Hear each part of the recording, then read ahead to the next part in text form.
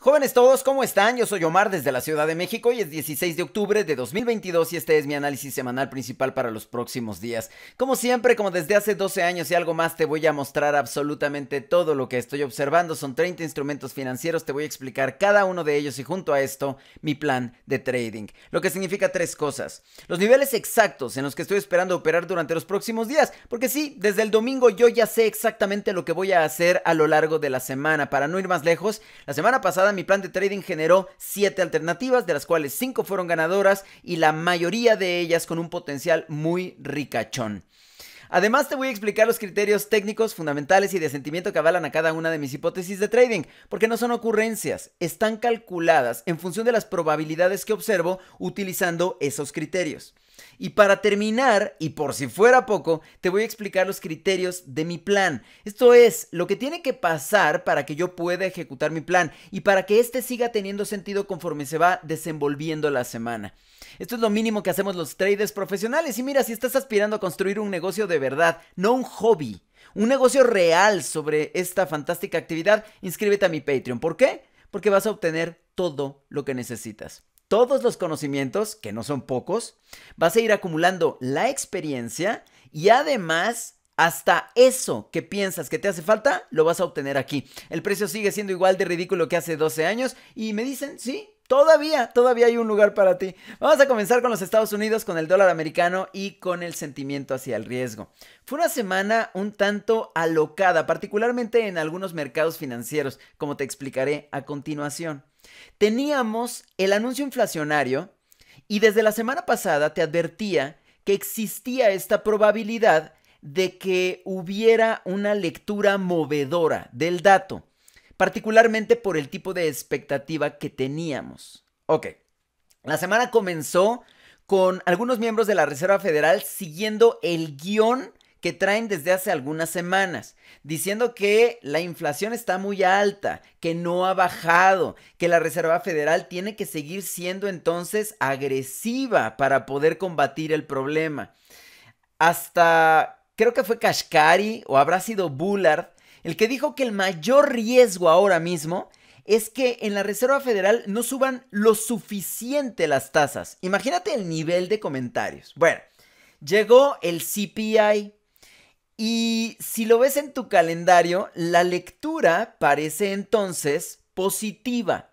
Se ve de colorcito verde, ¿cierto? Porque el número salió arriba de la expectativa. Entonces, claro, es un anuncio que ayuda a entender que la Reserva Federal tiene razón en preocuparse por la inflación y que también tiene razón en seguir siendo violentos, en seguir siendo agresivos, ¿cierto? El número actual fue 8.2%. La predicción era de 8.1%. Entonces, ciertamente el color del dato tiene que ser verde y ciertamente confirmamos nuestras sospechas y temores. ¿De acuerdo? El primer latigazo en el dólar americano fue hacia arriba, por supuesto. Incluso aquellos que estaban operando mercado bursátil se asustaron enormemente porque aquello se desplomó de una manera impetuosa. En algún momento Nasdaq estaba perdiendo el 3% a raíz del anuncio. Era pues el principio del caos.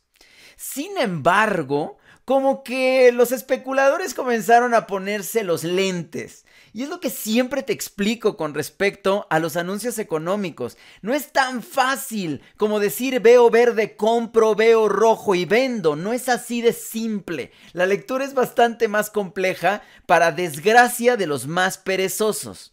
Lo que ocurre es que sí, el dato salió en 8.2%, pero fue menor que el dato anterior.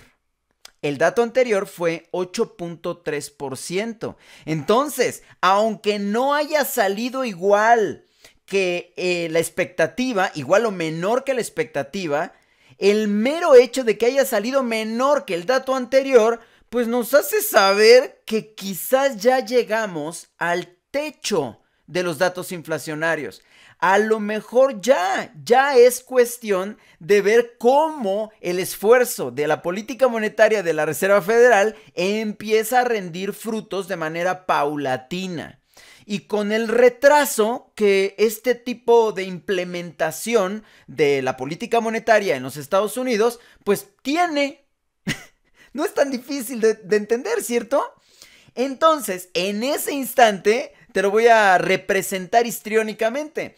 Cuando los traders y especuladores en general empezaron a vender todo, después se rascaron la cabeza y dijeron, oye, pero después de todo el dato fue mejor que el del mes pasado. Acuérdate que en este sentido mejor quiere decir más abajo, ¿ok? Fue mejor, entonces compren todo otra vez, compren.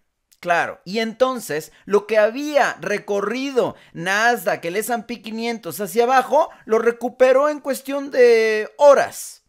Ya después se resumió el movimiento, pero ya no tuvo que ver específicamente con el anuncio, ¿ok? De acuerdo. Como puedes ver en el gráfico, si esto lo estás viendo en Instagram, no estás viendo mi gráfico, pero puedes ver cualquier gráfico del índice del dólar americano en su time frame semanal. La vela es chiquitita y sí, se puede notar que en algún momento picó fondo y en algún momento picó cielo, pero el movimiento fue muy pequeñito comparado con básicamente todas las velas que tenemos antes. Y es que esto responde a lo que te he venido explicando y que la semana pasada también te lo expliqué. Estamos a la expectativa de que pase algo más. Mientras eso no pase, el 115 en el índice del dólar americano sigue siendo la referencia obvia del 5% en las tasas de interés de la Reserva Federal de los Estados Unidos. Ahora, ¿qué fue lo que pasó con el anuncio? Pues escucha, las apuestas en los futuros para una subida de 100 puntos base, sí, no estoy confundido, de 100 puntos base, se fueron al 13%. Yo no lo había visto ahí nunca, ¿eh? Se fueron al 13% momentáneamente, porque después vino la reflexión y entonces se cayeron creo que al 2% y para el viernes ya se habían borrado. El viernes cerraron las apuestas para un hike de 75 puntos base en 97.2% y el resto del porcentaje es para un hike de 50 puntos base. ¿Te acuerdas que te lo dije, cierto? Llevo 2-3 semanas diciéndote que lo más probable es que en noviembre veamos un hike de 75 puntos base, en diciembre veamos uno de 50 puntos base y la tasa terminal obviamente va a quedar rozando al 5%, que será 4.75% para marzo de 2023. Te lo dije desde hace varias semanas, desde que vimos el último dot plot y evidentemente eso no ha cambiado a pesar del caos y de los yoyos, ¿ok? Incluso con el anuncio inflacionario salió Bullard a decir que quizás sea necesario el front loading, copiándole la estrategia al Banco de Canadá. Recuerda que el front loading es esta idea de que si de todas maneras vas a subir tasas de interés en un periodo extendido de tiempo, poco a poquito, o sea, chiquiteándote los hikes, pues hay que hacerlo de una vez para ver el impacto de una buena vez.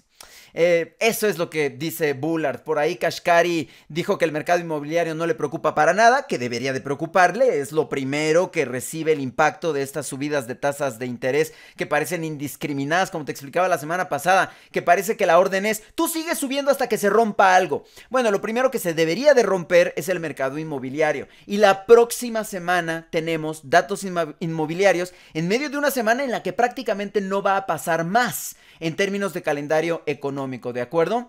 Hasta aquí los Estados Unidos, el dólar americano. Me sigo con el sentimiento hacia el riesgo, pero tengo que cortar este video, este fragmento del video. Vámonos con el euro y con el sentimiento hacia el riesgo.